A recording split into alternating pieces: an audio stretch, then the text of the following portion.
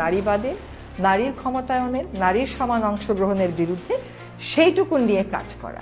বাংলাদেশের রাজনীতিতে মাঝে মাঝে এমন কিছু মুহূর্ত আসে যা শুধু একটি বক্তব্য নয়, বরং পুরো রাজনৈতিক বাস্তবতাকে নতুন করে প্রশ্নের মুখে দাঁড় করিয়ে দেয়। একটি সাক্ষাৎকার, কয়েকটি মাত্র বাক্য, আর সেই কথার প্রতিধ্বনি এখন ছড়িয়ে পড়েছে দেশের রাজনীতি, মিডিয়া এবং জনমনে।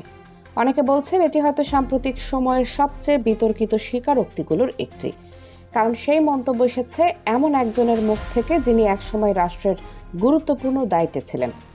অন্তর্বর্তীকালীন সরকারের সাবেক উপদেষ্টা সৈয়দা রিজওয়ানা হাসান। তার একটি মন্তব্য ঘিরে এখন দেশ জুড়ে তুমুল আলোচনা।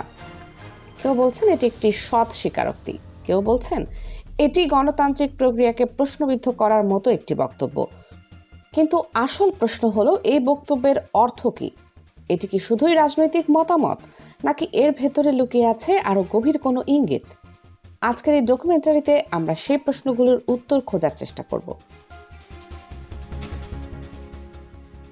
সম্প্রতি একটি টেলিভিশন সাক্ষাৎকারে একজন সাংবাদিক প্রশ্ন করেছিলেন, যে রাজনৈতিক শক্তিগুলো নারীর সমান অধিকার সমর্থন করে না, তাদের একটি অংশ এখন বিরোধী দলে। এই বাস্তবতাকে আপনি কিভাবে দেখেন? প্রশ্নটির উত্তরে সাবেক উপদেষ্টা সৈয়দা রিজওয়ানা হাসান বলেন, বিরোধী দলে থাকলেও খেয়াল রাখতে হবে তারা যেন ক্ষমতার মূলধারায় প্রবেশ করতে না পারে। আর তিনি দাবি করেন তারা সেটি নিশ্চিত করেছেন। এই একটি বাক্যই যেন রাজনৈতিক অঙ্কনে ঝড় তুলে দিয়েছে। কারণ প্রশ্ন উঠেছে, আমরা নিশ্চিত করেছি, এই আমরা কারা এবং কিভাবে নিশ্চিত করা হয়েছে? রাজনৈতিক বিশ্লেষকরা বলছেন এই বক্তব্যটি সাধারণ কোনো মন্তব্য নয়, কারণ একজন অন্তর্বর্তীকালীন সরকারের উপদেষ্টার মূল দায়িত্বই হলো একটি অবাধ, সুষ্ঠু ও নিরপেক্ষ নির্বাচন নিশ্চিত করা।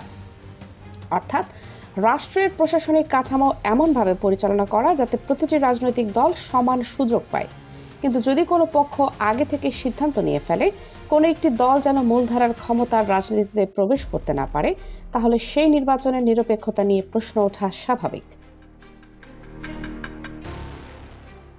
2026 সালের নির্বাচনকে ঘিরে দেশের রাজনৈতিক পরিস্থিতি ছিল অত্যন্ত উত্তেজনাপূর্ণ।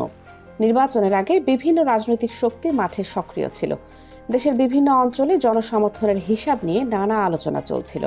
কিন্তু নির্বাচনের ফলাফল প্রকাশের পর অনেকেই অবাক হয়েছিলেন, কারণ অনেক বিশ্লেষকের মতে মাঠের বাস্তবতার সঙ্গে ফলাফলের মিল খুঁজে পাওয়া কঠিন ছিল। সেই প্রশ্নগুলো তখনও পুরোপুরি পরিষ্কার হয়নি।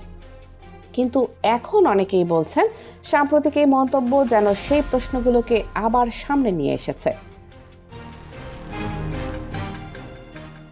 নির্বাচনের দিনই আরেকটি ঘটনা নিয়ে আলোচনা শুরু হয়েছিল। নির্বাচনের ফল প্রকাশের পর অন্তর্বর্তীকালীন সরকারের আরেক উপদেষ্টা আসিফ নজরুল সামাজিক যোগাযোগ মাধ্যমে একটি সংক্ষিপ্ত মন্তব্য করেন, আলহামদুলিল্লাহ। অনেকের কাছে এটি ছিল একটি সাধারণ প্রতিক্রিয়া, কিন্তু সমালোচকদের মতে একজন উপদেষ্টা কেন নির্বাচনের ফলাফল নিয়ে ব্যক্তিগত সন্তুষ্টি প্রকাশ করবেন, এই প্রশ্ন তখন উঠেছিল। এই সব ঘটনার পর রাজনৈতিক মহলে একটি শব্দ আবার নতুন করে আলোচনায় এসেছে, ইলেকশন ইঞ্জিনিয়ারিং। এই শব্দটি সাধারণত ব্যবহার করা হয় তখন যখন অভিযোগ ওঠে যে নির্বাচনের ফলাফল প্রভাবিত করার জন্য প্রশাসনিক বা কৌশলগত পদক্ষেপ নেওয়া হয়েছে। বাংলাদেশের রাজনৈতিক ইতিহাসে এই শব্দ নতুন নয়। 2008 সালের নির্বাচন নিয়েও একসময় এমন বিতর্ক তৈরি হয়েছিল, তবে তখন মানুষের সে বাস্তবতা বুঝতে অনেক বছর সময় লেগেছিল। কিন্তু এবার পরিস্থিতি ভিন্ন, কারণ অনেকে বলছেন এইবার অভিযোগকারীরা নয়, বরং সংশ্লিষ্ট ব্যক্তিদের বক্তব্য থেকেই সেই ইঙ্গিত আসছে। এই ঘটনাকে কেন্দ্র করে আরেকটি ধারণাও আলোচনায় এসেছে, সেটি হলো ডিপ স্টেট। ডিপ স্টেট বলতে সাধারণত এমন এক অদৃশ্য শক্তিকে বোঝানো হয় যারা পর্দার আড়াল থেকে রাষ্ট্রের গুরুত্বপূর্ণ সিদ্ধান্তে প্রভাব ফেলে। কিছু বিশ্লেষকের মতে যদি সত্যিই কোনো রাজনৈতিক শক্তিকে মূলধারায় আসা থেকে বাধা দেওয়ার পরিকল্পনা করা হয়ে থাকে, তাহলে সেটি গণতান্ত্রিক কাঠামোর বাইরে একটি গুরুতর বিষয়। গণতন্ত্রের মূল ভিত্তি হলো জনগণের ভোট।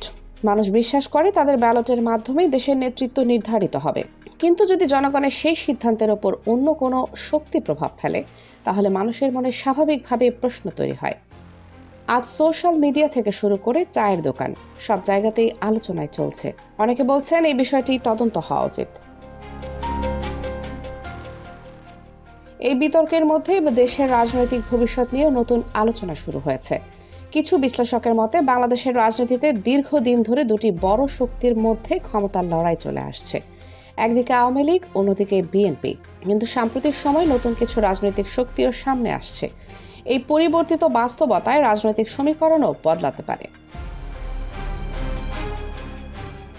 রাজনীতিতে শুধু মাঠের লড়াই নয়, ন্যারেটিভ লড়াইও গুরুত্বপূর্ণ।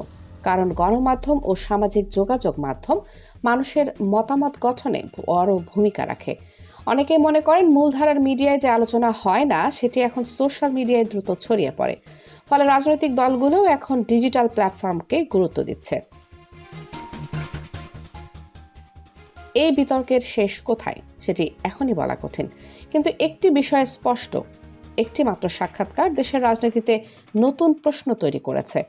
এই প্রশ্নগুলো শুধু কোনো ব্যক্তি বা দলের নয়, বরং পুরো গণতান্ত্রিক প্রক্রিয়ার সঙ্গে সম্পর্কিত। ভবিষ্যতে এই ইস্যু দেশের রাজনীতিতে কতটা প্রভাব ফেলবে তা নির্ভর করবে তদন্ত, রাজনৈতিক প্রতিক্রিয়া এবং জনমতের ওপর। গণতন্ত্রের শক্তি তার স্বচ্ছতায়, আর সেই স্বচ্ছতা বজায় রাখার দায়িত্ব শুধু সরকারের নয়, বরং পুরো সমাজের। আজ যে বিতর্ক শুরু হয়েছে সেটি হয়তো আগামী দিনের রাজনীতির নতুন অধ্যায় লিখবে। কারণ ইতিহাস আমাদের বারবার শিখিয়েছে জনগণের প্রশ্নকে দীর্ঘদিন চাপা রাখা যায় না। আর তাই এখন সবচেয়ে বড় প্রশ্নটি আপনার কাছে। আপনি কি মনে করেন এই মন্তব্যটি কেবল রাজনৈতিক মতামত, নাকি এর ভেতরে রয়েছে আরো বড় কোনো সত্য? আপনার মতামত লিখুন মন্তব্যে। আর এমন বিশ্লেষণধর্মী ডকুমেন্টারি দেখতে চাইলে চ্যানেলটি সাবস্ক্রাইব করে বেল আইকনটি অন করে রাখুন। কানিজ ফাতেমা, সোমা, জিরো টিভি। শক্তি আমাদের সময়ে কোনো নীতি বদলাতে পেরেছে যেটা নারী শক্তির একটা পার্ট এখন সেই শক্তির একটা পার্ট, সেই শক্তির একটা পার্ট যদি বিরোধী দল হয়েও থাকে, আমার এবং আপনার কাজ হবে তাদের রাজনীতির যেটুকুন অংশ নারীবাদের, নারীর ক্ষমতায়নের, নারীর সমান অংশগ্রহণের বিরুদ্ধে সেইটুকুন নিয়ে কাজ করা।